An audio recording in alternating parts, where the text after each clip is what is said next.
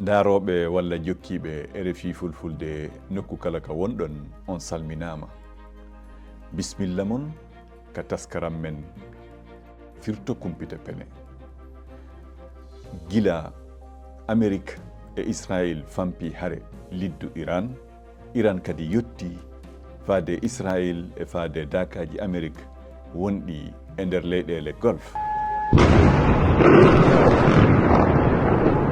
Kumpite pene no dabbi sanne e dow mejaji rendo ko faati eɗe hare. No jeeya eɗen kumpite pene natal hollowal mawɗo nayejo mo waare danere no waali e hakkunde cuuɗi yirbinaɗi. Sakuɓe ɓe no wi'i wonde ko fure Ayatullah Ali Al-Khumaini. No jeeya e kumpite pene ɗe kadi vidéo saakiɗo sariɗo sanne e dow mejaji rendo. On vidéo ko goski konunkoɓe Amérique naɓe yiyete no tamba no natte kaleydi maɓɓe. E bi'ol sakuɓe ɓe ko misilje Iran woni sabu maɓɓe.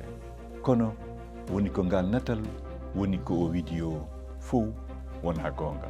Ko nde toɓɓere mi firtani on e ngal ka taskaram mon wowɗo firto kumpita pene.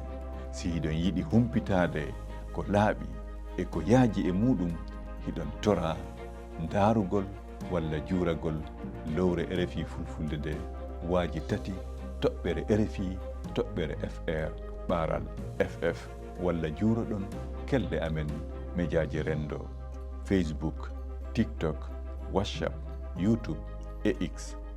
On jarama en e yontere arore nden e dow toɓɓere heyre si gene on mooyi. On jarama.